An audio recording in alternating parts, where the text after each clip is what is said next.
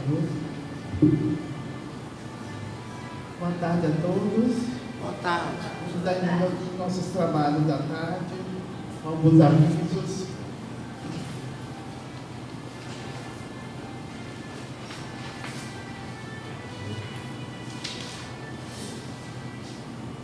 Aviso aos nossos internautas que nos acompanham no canal Amigos do Nepom, que curtam, compartilhem e comentem. E nós estamos solicitando a todos, trabalhadores encarnados, que contribuam conosco com nossa cesta básica. Estamos precisando de doações de alimentos não perecíveis. Enxoval para as crianças também. Nós temos uma faixa de umas 8 mães que precisam ser ajudadas com o enxoval dos seus bebês. E o nosso passo será coletivo ou individual? Individual?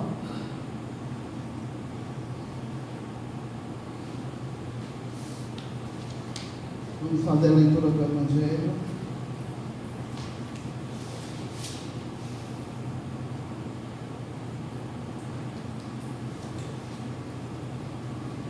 Motivos de resignação. O capítulo 5. Por essas palavras, bem-aventurados aos aflitos, pois que serão consolados, Jesus aponta a compensação que hão de ter os que sofrem e a resignação que leva o padecente a bendizer do sofrimento como prelúdio da cura.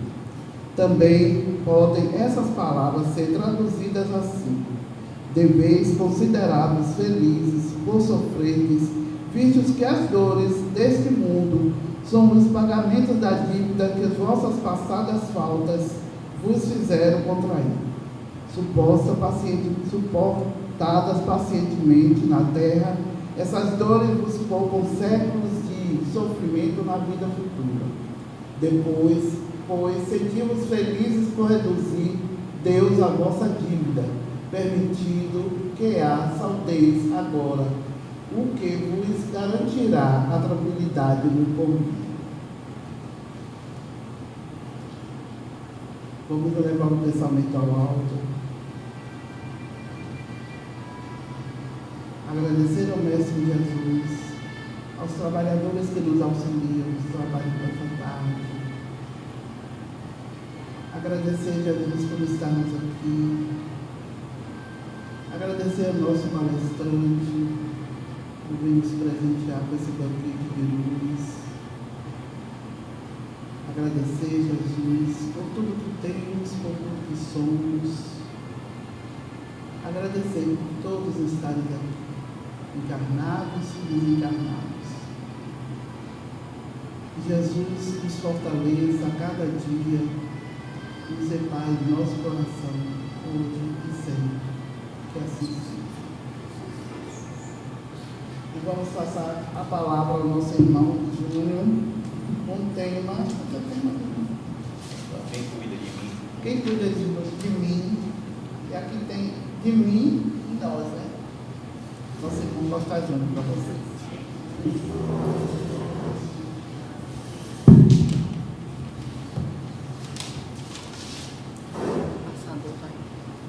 Passador de idade. Boa tarde a todos aqui, encarnados e desencarnados. Bom dia, boa tarde, boa noite aos internautas, a depender do horário que vão assistir. E reforçando, não esqueçam de compartilhar não só a exposição de hoje, como os demais expositores que aqui por essa casa passou. E venham fazer visita também presencial, é importante. O tema central hoje escolhido foi Bem-aventurados aflitos, no capítulo 5. O subtema é Quem cuida de mim. Entre parênteses, podemos colocar quem cuida de nós também, né?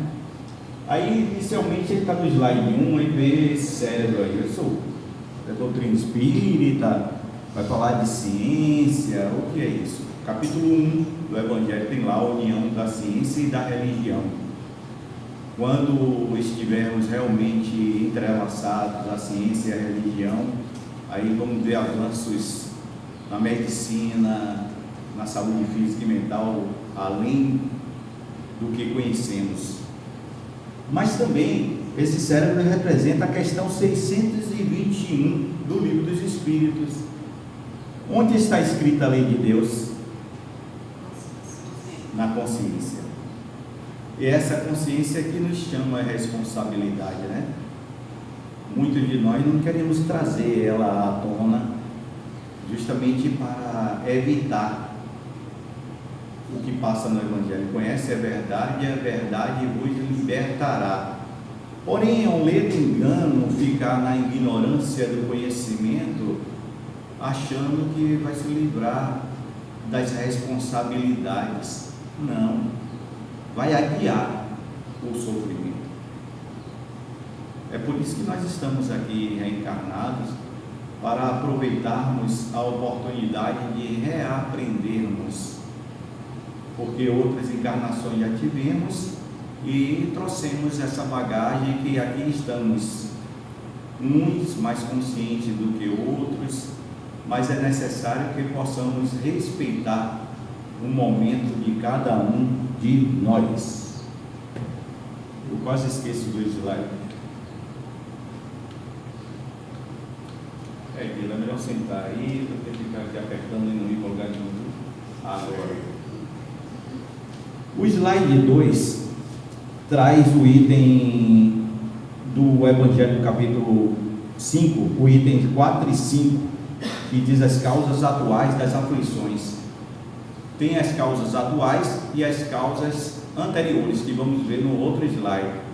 As causas atuais, quando nós conseguimos identificar o que está acontecendo conosco agora, nessa encarnação, a gente tem como identificar a causa. A causa vem antes do efeito. Se nós identificamos que foi nesta vida, a causa é atual. Mas nem tudo que nos ocorre é proveniente dessa encarnação. Quando nós não identificamos a causa atual, que não foi agora, por exemplo, uma criança, ela reencarna e quando passa por alguns sinais, a mãe leva para um pediatra, faz alguns exames e detecta uma questão de um tumor. Uma criança, o tumor pode ser genético? Pode sim, e provavelmente seja. Mas como uma criança já reencarna com uma demanda dessa?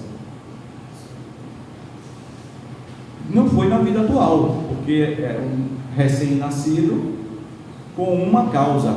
E o efeito foi quando? Anterior. Então são causas anteriores das aflições. Mas tem espíritos que não estão aqui passando por expiações, e sim provas, que são espíritos que solicitam que reencarnem para acelerar o processo de evolução. Então, nem todas as provas são expiações, mas todas as expiações são provas. Aqui eu vejo vários espíritos que estão em provas, exceto eu que estou em expiação. Vocês todos aqui em provas, são espíritos elevados, que estão fazendo a caridade de vir hoje para me dar essa oportunidade de eu aprender um pouquinho mais. E nessa parte do suicídio e loucura, que também está no capítulo 5, o que é que podemos falar sobre isso? Para nós espíritas, o conhecimento da reencarnação, nós assumimos uma responsabilidade ainda maior, porque quando fala do suicídio, inclusive estamos ainda no Setembro Amarelo, que vamos aprofundar um pouco mais sobre essa campanha, que não deve ser só do Setembro Amarelo, deve ser outubro, novembro, dezembro, porque a vida está em todos os meses e todos os anos, né? A preservação da vida. Porque para nós espíritas temos a responsabilidade maior sobre a questão do suicídio? Porque sabemos, ou pelo menos acreditamos, que a vida não se encerra após a vida corpórea. E o suicídio vai agravar ainda mais as nossas decisões equivocadas. Então, nós já temos aquele livro de Ivone Pereira e tantos outros, que faz memória do suicida, o Vale dos Suicidas e tantas outras obras que traz com clareza essa questão do suicídio para as pessoas que estão passando por esse processo. E é muito doloroso, porque as pessoas não querem, na verdade, cometer o suicídio, querem se livrar do sofrimento e cometem esse engano. E nós devemos estar atentos aos sinais. E por falar em sinais, existe uma diferença entre sinais e sintomas. Quando a pessoa fala algo assim, que quando acorda todo dia e fala, não vejo sentido mais para a minha vida, eu acordo e a vida é sempre a mesma coisa, isso são sinais. Esses são sinais que devemos ficar atentos, porque antes dos sintomas vêm os sinais. E qual a diferença entre os dois? Os sinais é mais ou menos assim: se eu começar a espirrar aqui, ou aparecer manchas no meu rosto, você fala, tem várias manchas no rosto dele, ele está espirrando muito, ele está gripado. Isso são sinais que é perceptível para outra pessoa, mas o sintoma não. É só a pessoa que está sentindo que vai saber o que ela está passando. Não é visível, só se a outra pessoa externalizar. Por exemplo, se eu tiver com um dor de ansiedade começando aqui agora, aí começando a copiar, tremores, sudorese, eu estou tentando me controlar, e aqui falando, mas eu sei o que eu estou passando. Aí você fala, olha, eu vou parar aqui um pouquinho, porque eu estou sentindo falta de ar. É como se tivesse aqui, ó, meu peito angustiado, fazendo um bolo aqui. Eu ia descrever isso, e isso é um sintoma. Então é necessário que a gente perceba os sinais antes do sintoma. Mas o que é que nós fazemos? Nós procuramos um socorro, seja na medicina ou com as casas religiosas, seja ela espírita ou não, quando já estão estabelecidos os sintomas e não os sinais. Esse autoconhecimento, a busca de conhecer um pouco mais, é super importante, porque nós vamos saber sinalizar para nós mesmos que algo não está começando a ficar bem.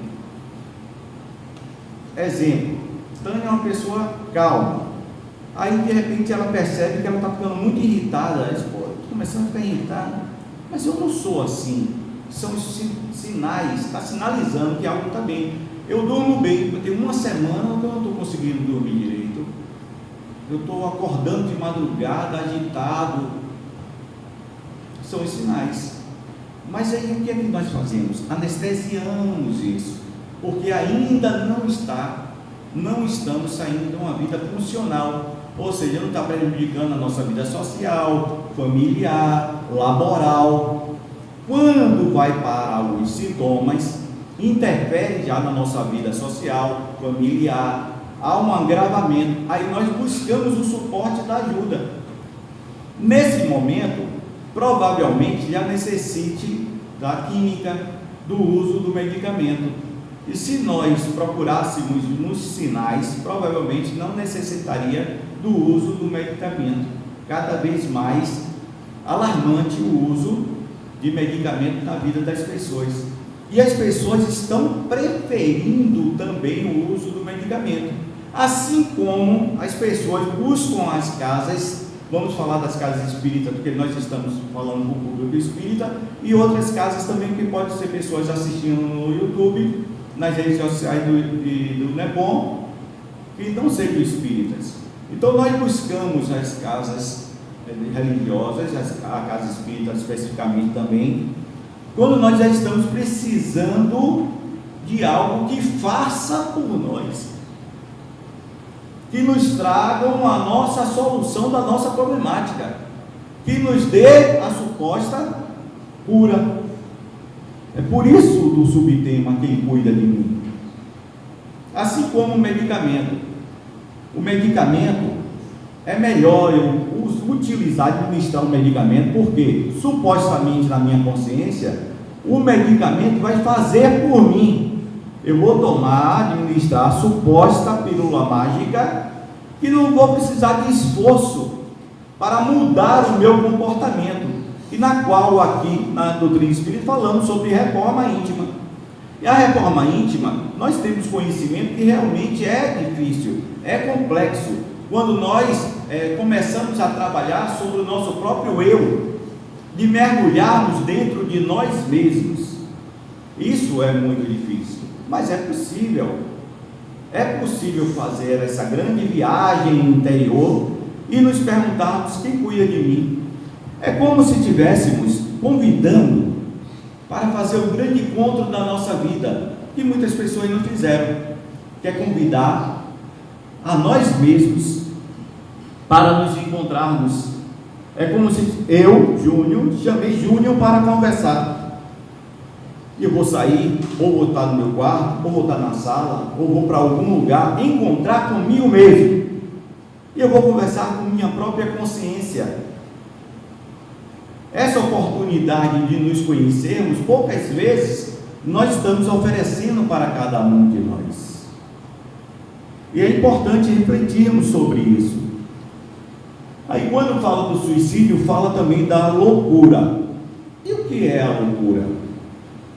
É a quebra do sentido com a realidade. Quando há uma ruptura da realidade, a pessoa não sabe mais distinguir o que é real ou imaginário. Ele vive um mundo imaginário que é real para ele. Não há uma distinção, houve uma ruptura.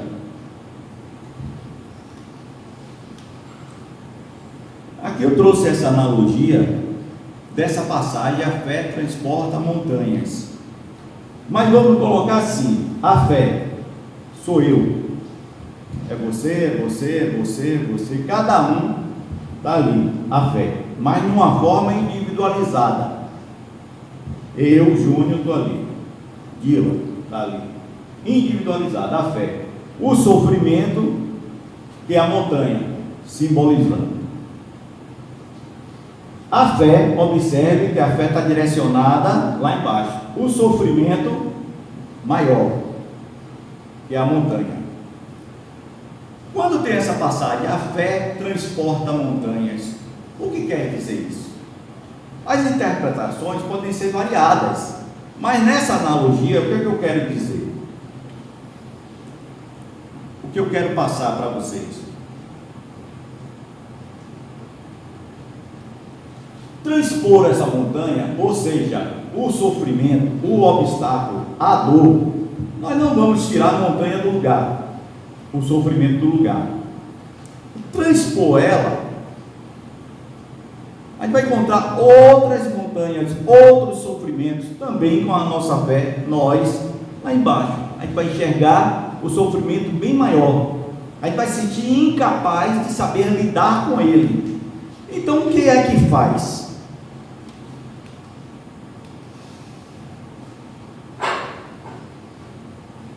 Observe que a fé, cada um de nós, a fé elevou. A montanha parece que diminuiu, mas ela não diminuiu, ela continuou ali, ela não saiu do lugar. Somos nós que devemos nos movimentarmos, abrir um campo mais amplo de deslocamento. Quando nós nos movimentamos, saímos da zona de conforto. Por que uma zona de conforto? Aqui é um local circunscrito, eu estou aqui nesse sofrimento.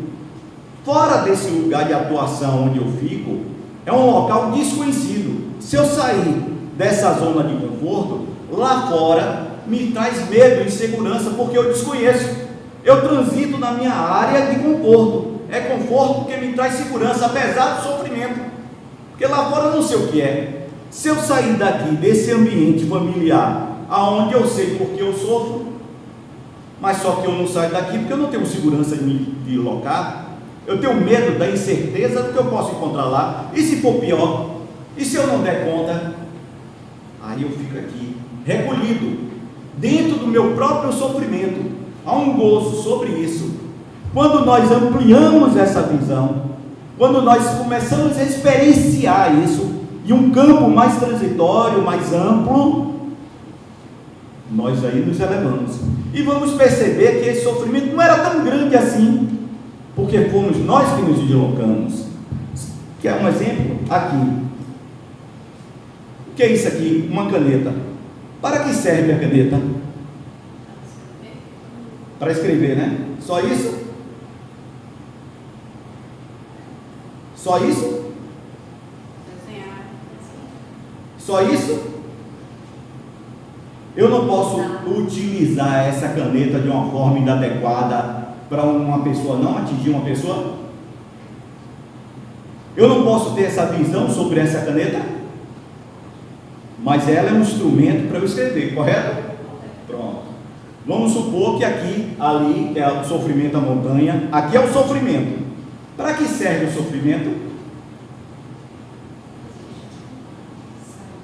Depois que eu falei da caneta, né? Porque se fosse antes, o sofrimento era para outra coisa.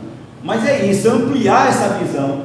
O sofrimento pode ser uma alavanca de crescimento, de transformação, de amadurecimento. É esse o deslocamento. É a visão mais ampla, criando possibilidades sobre o momento que nós estamos passando. Porque se nós colocamos uma visão estreita, é como um rio fluente. Ele vem com muita força, encontra uma barragem que, com o decorrer do tempo, de tanta demanda, ou vai romper a barragem com estragos, ou vai transbordar. O que é necessário? Abrir as comportas, criar artérias. Por isto que é recomendado para as pessoas que gostam atividade física, arte, terapia, música. Historicamente, os filósofos, a maioria deles eram pessoas melancólicas, e na melancolia, no recolhimento dele com ele mesmo, ele produziu as grandes obras. Estavam canalizando aquilo ali, as energias. É essa amplitude que faz a fé, eu, transportar a montanha, o sofrimento. É o olhar mais amplo. Existe a dificuldade, é difícil, dói, é complicado, mas é possível. É um olhar mais amplo sobre se perguntar o porquê, os paraquês. Eu estou passando por tanta situação, com tantas dificuldades, mas e aí? O que eu posso fazer com isso? Não é ponto final, é reticência, é segmento. Mas quando vem o sofrimento intenso e nós estacionamos com ele, e ele toma uma proporção maior, cada vez maior, é como mergulhar em uma piscina sem saber nadar.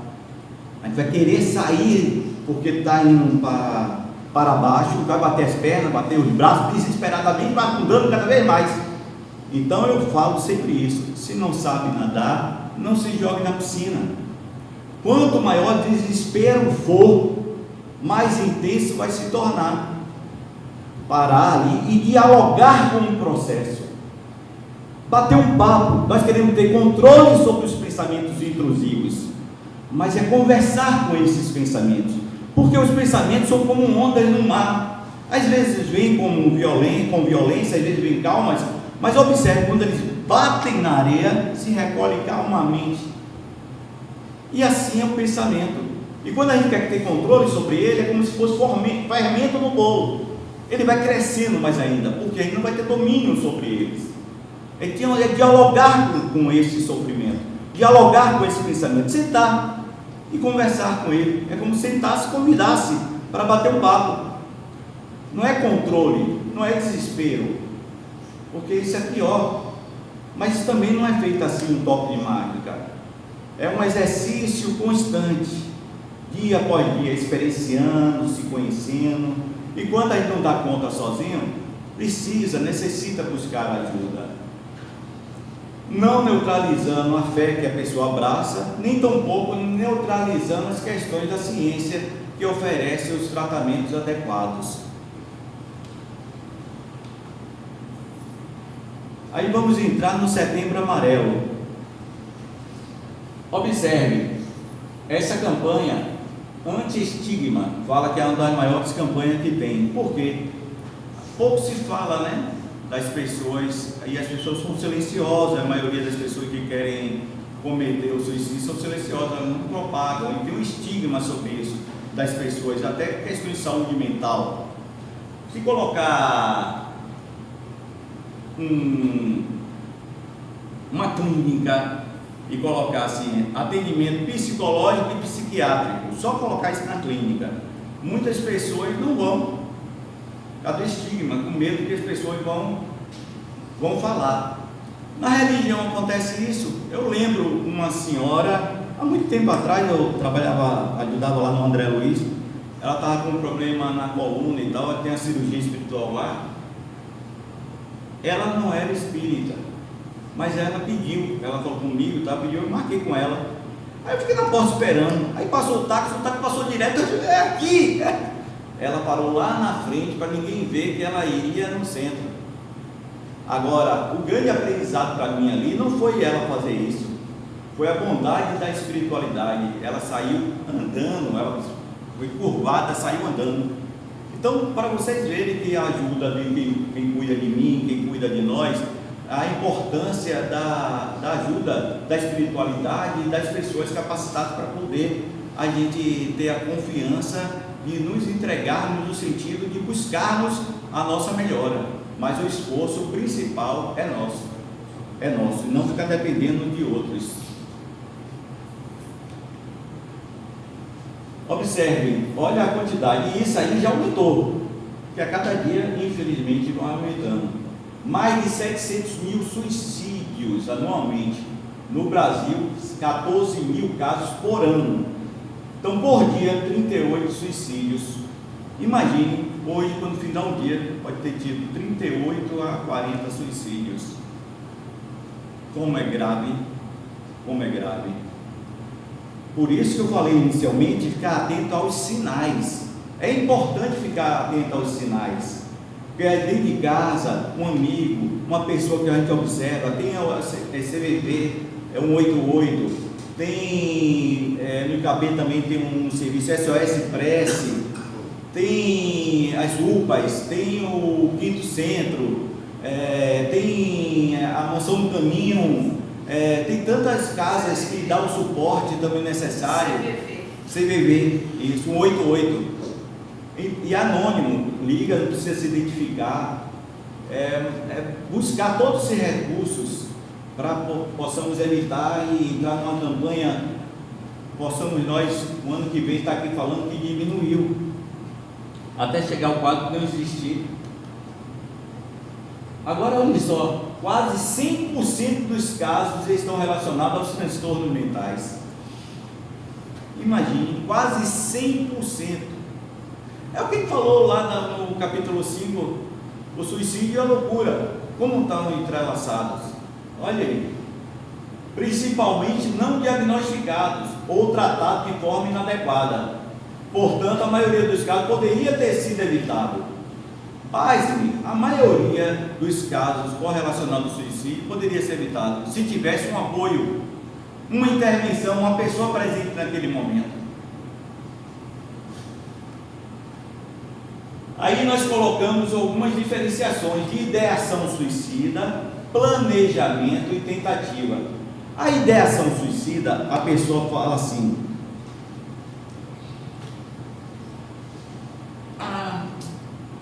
eu falei isso até anteriormente, cara, eu não vejo mais sentido para a minha vida, é tudo tão chato, todo dia que eu acordo é a mesma coisa, parece que o sol não brilha mais, eu ando muito triste, decepcionado com a vida, com as pessoas. Se eu pudesse, eu ficava só em casa dormindo.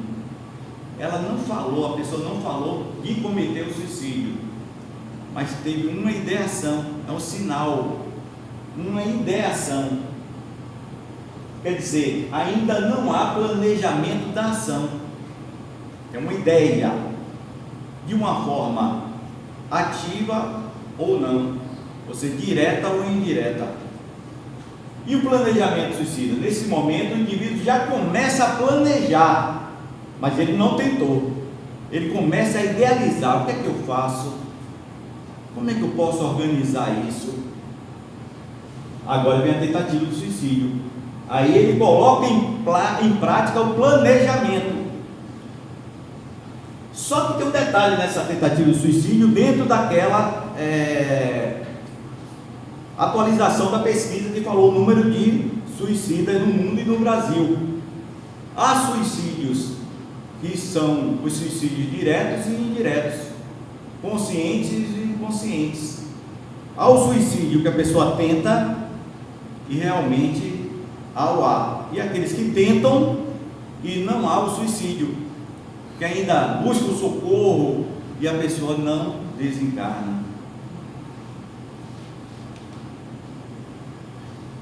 Agora, nós vamos falar um pouco sobre Viktor Frankl, uma experiência que ele teve no Holocausto, quando ele foi para um campo de concentração. Viktor Frankl é um psiquiatra, neuropsiquiatra, um psicólogo, filósofo e professor universitário.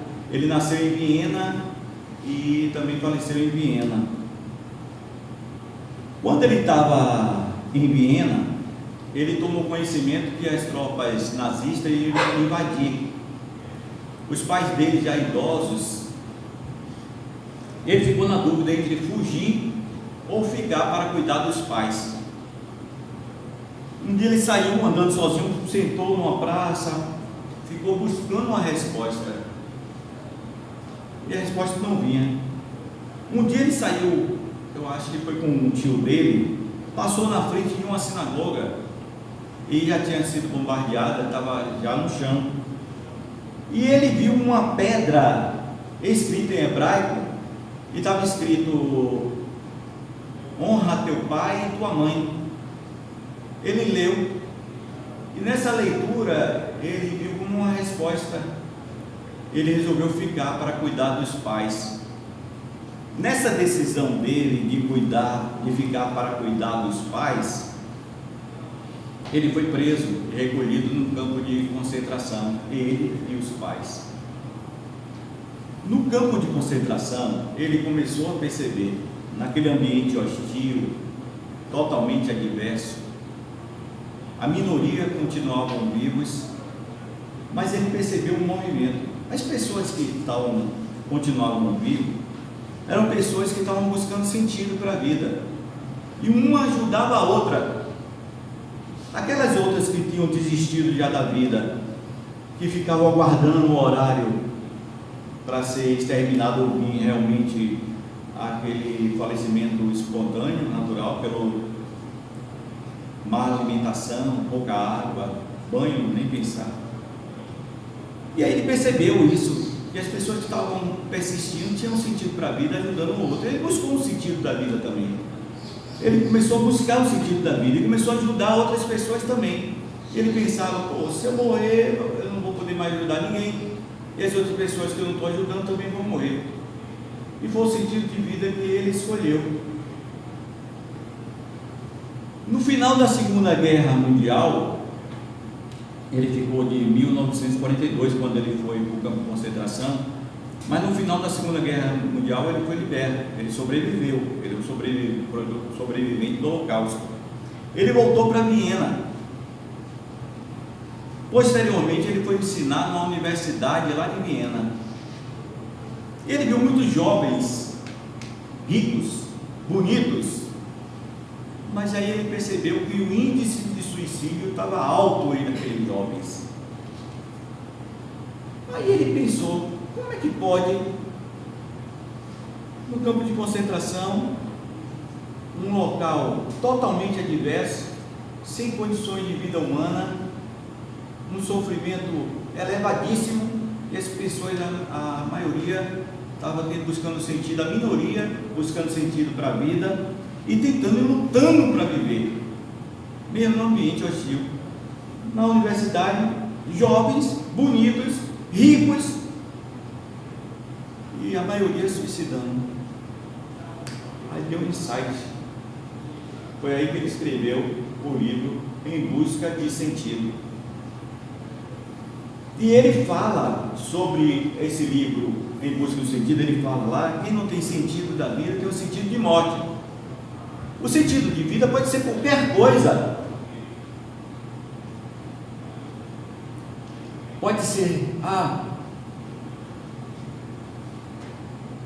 eu não aguento mais, eu só estou vivo por causa dos meus filhos. sentido da vida está sendo filho. Eu não aguento mais, mas eu só não cometo suicídio por causa dos meus pais, que eles não aguentariam.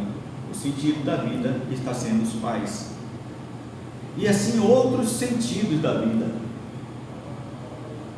Para nós espíritas, se eu desencarnar, vai ser pior ainda. Ao invés de eu resolver uma situação, vai agravar ainda mais. É o meu sentido da vida. Mas quando nós não temos sentido da vida, nada vale a pena. Eu não tenho mais saída. Eu não vejo mais solução para nada. É sentido de morte. Não tem mais sentido. Então ele fala sobre essa busca de sentido. Então que possamos nós buscar o sentido da vida. Se esse sentido está começando a ficar mais ameno, se ele está começando a não florescer mais, precisamos regar os nossos sentidos da vida, buscar seja onde for, respeitando o tempo e o momento de cada um, porque tem isso também.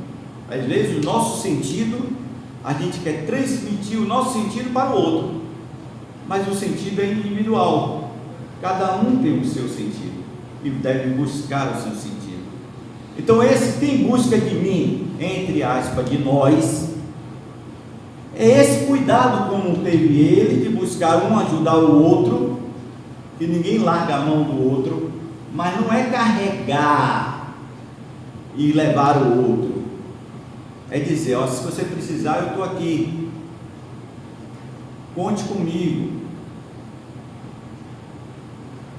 qualquer coisa vamos conversar, estou à disposição, mas não carregar no colo, porque aí não há aprendizado, não há crescimento, vamos anestesiar, e isso não é favorável. O cuidado conosco mesmo, o cuidado com o outro é super importante. Me permite eu passar algo sobre minha pessoa, e é a primeira vez que eu vou falar isso publicamente. Eu não tive a oportunidade de conversar com a pessoa quando ainda estava encarnado. Eu tive até a oportunidade, mas fiquei em dúvida de conversar ou não. Mas hoje eu resolvi conversar aqui. Se ele tiver condições de escutar, o que outros amigos possam levar a ele, o meu agradecimento em público e como experiência também. 2014, eu estava aqui no NEPOM, exercendo esse papel que Guila está exercendo hoje, muito bem, por sinal, como responsável do setor doutrinário, marcar palestra. Aniversário da casa em 2014, que estava tendo uma Copa do Mundo.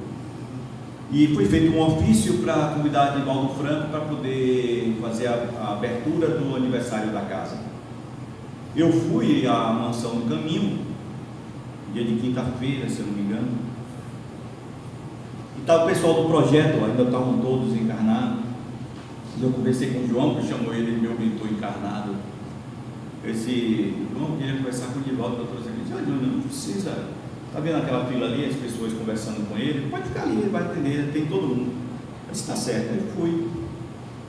Quando chegou a minha vez, ele disse, professor Divaldo, o senhor pode estar de onde eu não Nepom? Não, Nepom, Coronel Santa Rita, e o Coronel Anselmo? O Coronel, estou perguntando por todo mundo. Ele disse, está todo mundo bem e tal. Eu disse, eu vim aqui para convidar o senhor para fazer a abertura da palestra do NEPOM. Se não puder no dia, o senhor escolhe o dia. Eu sou meu filho. A Copa do Mundo, eu estou antecipando minha viagem para a Europa para fazer as palestras, porque até a Copa do Mundo eu estou antecipando. Vai ser difícil, mas eu vou pensar, eu vou ver direitinho. Está certo. Aí, não sei se está dando aí uma caneta, o nome NEPOM dos palestrantes, eu dei a caneta, tá? E fui sentar. Para quem conhece a mansão, tem umas cadeiras do lado direito, esquerdo, meio e tal. Eu sentei no meio, faltando 2 cadeiras para o corredor. Ele sai falando com todo mundo. Aí quando ele veio para o corredor onde eu estava, ele foi falando com as pessoas, então quando ele passou, eu falei dele lá. Eu percebi, eu já estava de costas, que ele parou. Eu percebi, eu não vi. Eu tive essa sensação. E ele tinha parado mesmo. Ele voltou. Aí bateu no meu ombro e falou assim, meu filho, Você vai sentar lá em cima comigo hoje. Aí eu disse, olha, quando eu estiver voltando, você está vendo aquela escada de madeira ali? Você fica ali na ponta da escada, quando subir você sobe comigo. Eu disse, tá certo. Quando ele saiu, eu me emocionei, meu queixo tremia, aí caiu uma lágrima, eu fiquei com vergonha e tal. Aí eu disse, eu não vou não. Vou nada. Ele vai esquecer, quando ele voltar ele vai esquecer. Ali esquecer as coisas, difícil. Quando ele voltou, ele olhou para a escada, não viu e ficou assim. Eu disse, não vai ter jeito. Aí eu levantei e fiz assim, aí eu fui. Ele chamou uma outra senhora, não lembro. Aí ele falou assim, olha, vocês, um senta do lado direito, outro senta do lado esquerdo, deixa o meio para mim. Aí eu disse, a senhora, escolheu o lugar? Não, meu filho, tanto faz, não, escolha. Aí escolheu. Se eu estivesse aqui, vamos supor que eu fiquei aqui, ele aqui e a senhora ali. Quando começou a palestra, eu não ouvi mais nada. A cadeira que eu estava sentado, a sensação, eu flutuei, ele também. Aqui, nuvens, não enxergava ninguém, não ouvia o que eu estava dizendo, eu suspenso, ele também, e ele sem cor de sangue, parecendo aquelas marionetes, ele só via a boca assim, ó. Eu olhava assim, semi-consciente. Quando terminou, eu senti. Aí conversamos, não falei nada para ele e fui embora. 2 dias depois eu acordei em casa com uma dor abdominal muito grande, parecendo que tinha uma pochete eu engoli, uma pochete cheia, muito grande. Isso é cólica, são gases.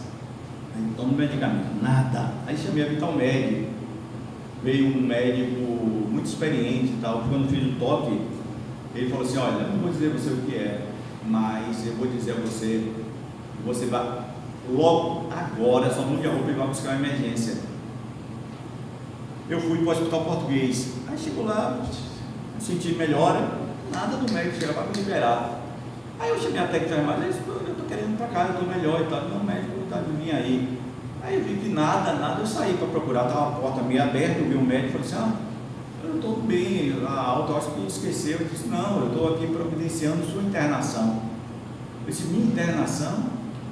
Ele disse, você teve um quadro de diverticulite aguda com perfuração, o mesmo que, da mesma gravidade que teve Tancredo Neves, que ele desencarnou.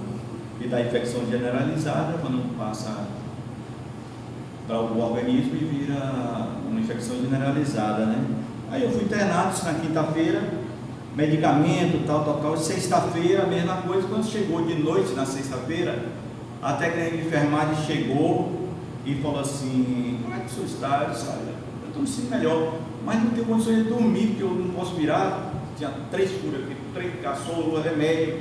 Aí disse, mas eu vou tirar agora, mas infelizmente 2 horas da manhã eu vou ter que chamar o senhor para colocar o medicamento. Eu disse, fazer o quê? Tá tudo bem, eu disse, vou aproveitar e vou dormir. Aí ela saiu, eu peguei no sono. Eu acordei de madrugada com a cama tremendo, lá de baixo para cima. Eu disse, a cama é elétrica, eu liguei dormindo, eu bati algum botão e a cama está tremendo. Eu procurei dormir no fio. Aí eu lembrei da mansão do caminho de Valor. Aí entrei em oração. Quando eu entrei em oração, chegou no meu estômago, aqui nessa parte, a cama parou de tremer e começou a tremer aqui no meu abdômen. E eu peguei no sono. Quando eu acordei, falei assim, bom dia. Eu disse, já são 2 horas da manhã? Eu disse, não, 5 e pouco. Eu vi que era só soro. Eu disse, não, vou deixar ele dormir. Não vou acordar ele não, de manhã eu volto no medicamento. Aí disse, mas agora a médica já sinalizou que vai fazer a visita. A plantonista, não é a médica que acompanha o senhor, mas a plantonista, então eu vou deixar para ver o que ela vai dizer. Tá certo. Eu estava me sentindo tão bem que eu fui tomar banho, tirei a roupa do hospital, botei minha roupa e fui ler um livro. Costa Júnior, ele está tomando banho? Não, sou eu. Eu disse, você tem cara de visitante, não de paciente. Eu disse, eu também acho. Eu quero ir para casa. Ela disse, não, vou fazer os exames, sua médica vem aqui no sábado, se ela achar que está tudo bem, aí ela libera o senhor. Tá certo. Fizeram os exames, a médica veio. Quando ela chegou, foi no sábado, final da tarde, ela falou assim, olha, eu não sei o que aconteceu, eu não posso dizer nada, não sei o que, os exames seu aqui, não está dando alteração, você não vai precisar de cirurgia e amanhã vai ter alta. Eu disse, ok, eu já estava esperando por isso. Eu recebi alta, e isso foi em 2014 e até hoje não tomo medicamento e não precisei fazer cirurgia. E por que eu estou contando isso? Primeiro, para tornar público para a espiritualidade e dizer a Divaldo Franco publicamente que eu agradeço muito a ele por ser esse instrumento. E para dizer aos senhores que quem cuida de mim sou eu. Quem cuida de cada um de vocês são vocês. Mas está lá no Evangelho: faça a tua parte, que eu te ajudarei. Me despindo da humildade, eu digo: eu tive merecimento, porque eu fiz a minha parte. E eu acho que eu gastei também o meu merecimento lá. Acho que foram todos iguais. Mas acreditem no potencial de cada um de vocês, porque vós pode isto e muito mais. Vocês já tiveram consciência de saber quem são vocês? Quem sou eu? Nós fomos criados por quem? Quem é o nosso irmão maior que rege o planeta Terra, o governador do planeta Terra? Vocês já perceberam o potencial que nós somos? Então, quem cuida de mim sou eu. Quem cuida de cada um dos senhores e senhoras são vocês. Mas acreditem no potencial, porque a ajuda virá de outros também. Mas nós temos que nos colocarmos abertamente para perceber os sinais que vêm através do outro, que vêm através da espiritualidade. Para os católicos e os santos, e sucessivamente assim para outras religiões. É esta fé que transporta as montanhas. Mas na maioria das vezes nos colocamos no lugar de coitadinho. Aí a fé que sobre nós ficamos pequenos e a montanha fica enorme. Não tem como enxergar além do horizonte. Não tem como perceber as possibilidades que estão escancaradas no nosso dia a dia. O sofrimento é inerente ao homem, mas assim como o amor, porque se assim não fosse, nós não seríamos a centelha divina.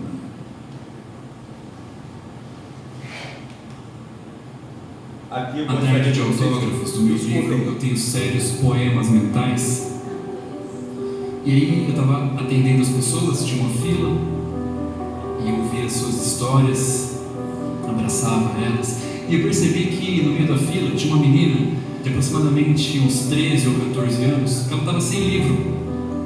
E aí quando chegou a vez dela, eu percebi que ela estava meio nervosa, e ela respirou fundo, e veio na minha direção.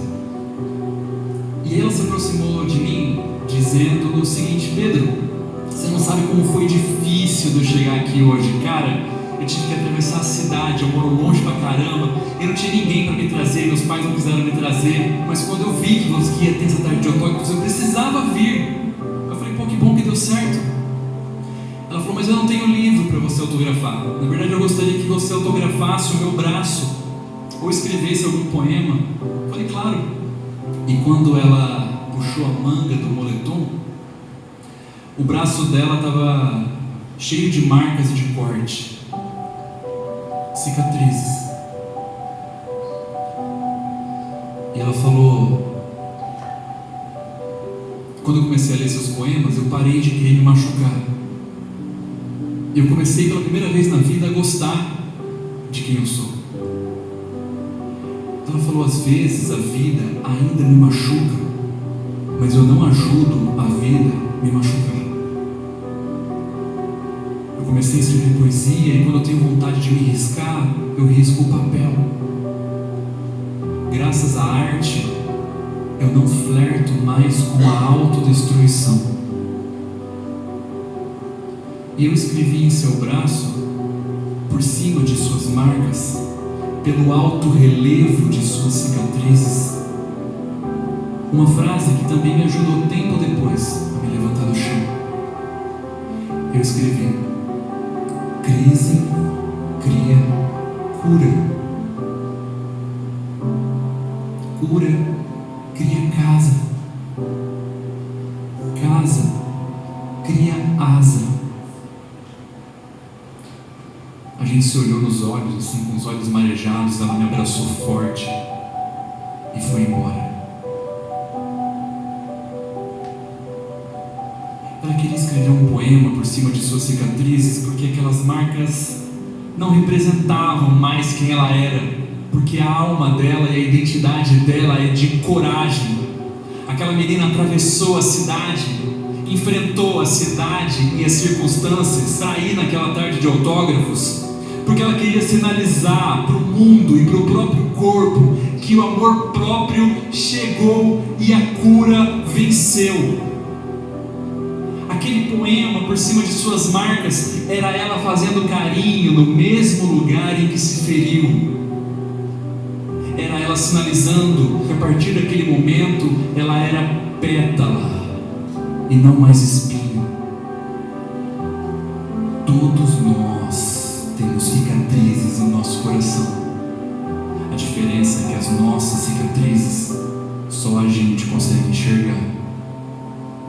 A pergunta que eu faço para cada um de vocês essa noite é: o que você vai escrever por cima de suas feridas? Dentro da apresentação desse vídeo, Pedro Salomão, ele é escritor, compositor, cantor, poeta. Ele escreveu Palhaço, ele faz Palhaço dos Hospitais. Ele escreveu esse livro.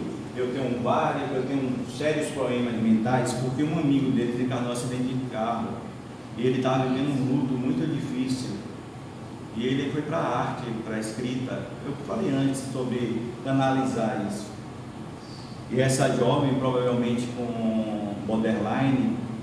Aí eu fiz questão de pontuar algumas frases que ele colocou ali para que possamos refletirmos juntos. Aqui, ó.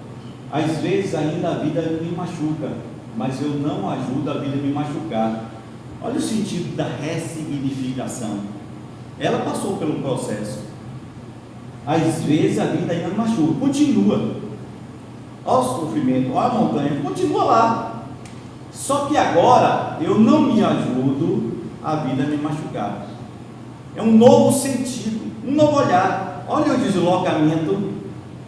Ela se deslocou. A vida machucava ela. Montanha, ela aqui. Ela aceitava isso. Ela se desloca. Ela sabe que a vida vai continuar machucando, porque o sofrimento existe. Mas ela precisa agora ter o amor próprio. Ela precisa ter o deslocamento, um olhar diferenciado, que tem possibilidades, que ela é capaz, que pode sair dessa. Então ela não se ajuda mais a se machucar. Ela queria escrever um poema por cima de suas cicatrizes, porque aquelas marcas não representavam mais quem era ela. As cicatrizes estavam ali, porque os cortes é para identificar onde é o sofrimento, porque o sofrimento psíquico ele não é localizado. Você não tem como dizer o sofrimento psíquico está aqui. Não, está no dedo. Não. Você não localiza, e é intenso. E por não ter localização, você precisa saber. Tem uma dor maior, um sofrimento maior para localizar esse sofrimento. Aí geralmente você corta e diz: agora eu sei. É um sofrimento para suprir o outro, imaginem. Então ela queria escrever no poema por cima de suas cicatrizes, porque aquelas marcas não representavam mais ela, não era mais aquilo. Aquelas marcas estavam ali registradas, mas agora é escrever um poema, uma nova história, possivelmente, ou ressignificar aquela história, dar seguimento à sua vida, com aprendizados, com amadurecimento, sem ponto final, porque ela queria sinalizar para o mundo e para o próprio corpo que o amor próprio chegou, e a cura, eu coloco aspas na palavra cura, venceu, porque a palavra cura dá sentido que nunca mais você vai ter aquilo. Eu não tenho garantias que nunca mais vai acontecer. Sinalizar para o mundo o amor próprio. A gente fala sobre amor próprio, a gente fala assim de egoísmo. Não, amor próprio não. Porque a gente só pode dar aquilo que nós temos para oferecer. Se você falar: eu estou com sede, tome, mas o copo está vazio, isso é o que eu tenho para dar. Eu não posso saciar sua sede se meu copo está vazio.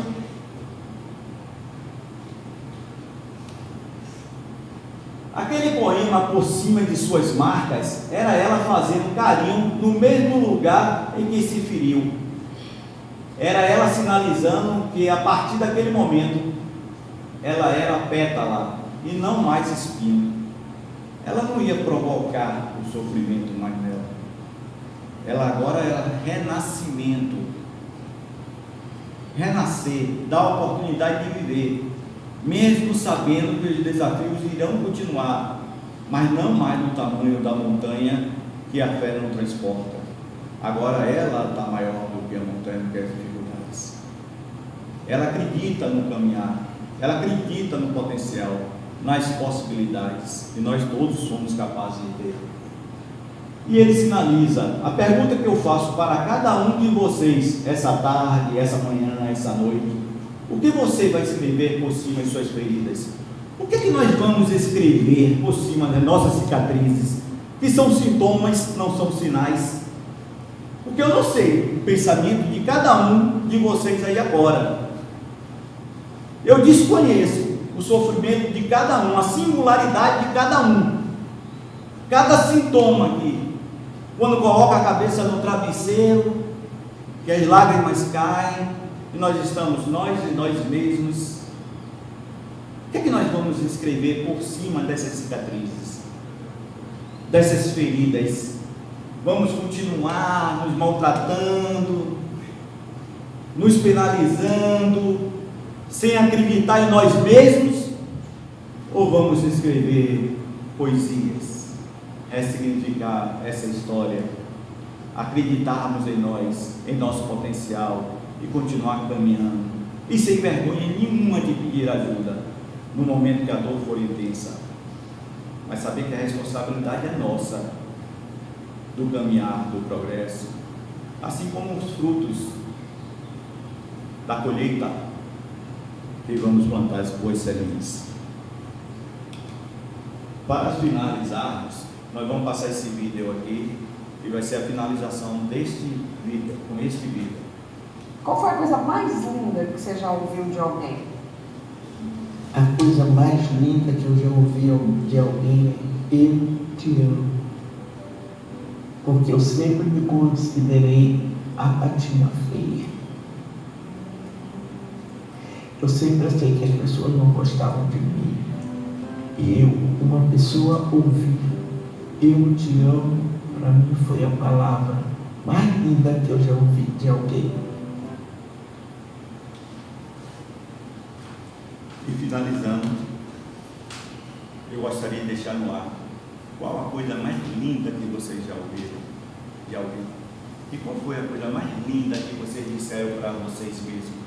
Porque o que eu posso dizer é que eu amo vocês. Boa tarde. Boa tarde.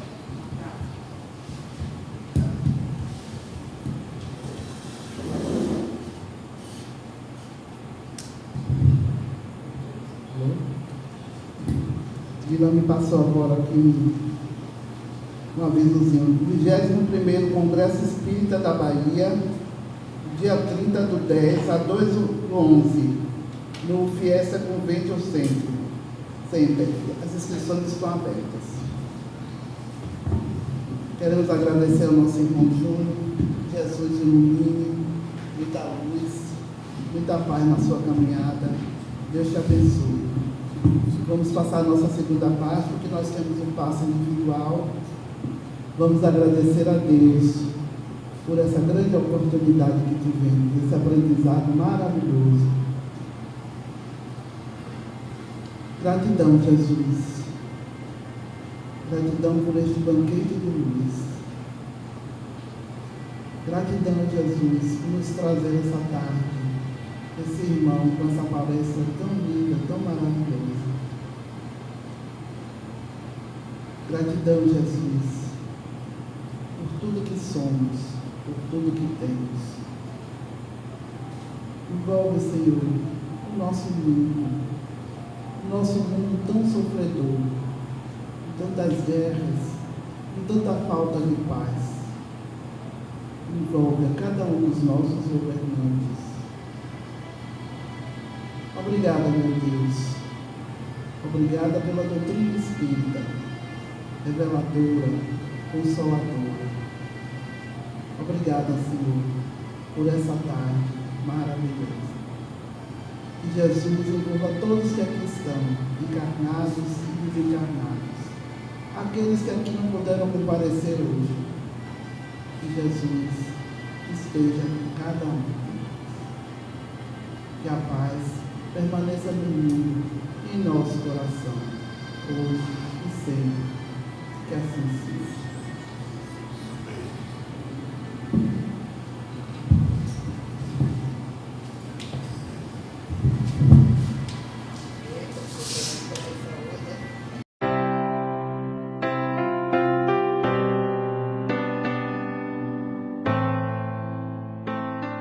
Bem-aventurados aqueles que choram, transbordando aos olhos as dores da vida, as dores dos sonhos desfeitos e imploram um sopro, um alívio às suas feridas. Suplicam o pão que se ausenta da mesa, suplicam saúde ao amor que agoniza, o alento ao lar que se entrega à tristeza, o amparo do céu às misérias da vida. Benditos os que choram sem se revoltar, os que ao invés da fuga escolhem ficar, ao invés da descrença escolhem orar, e ao invés da amargura escolhem amar.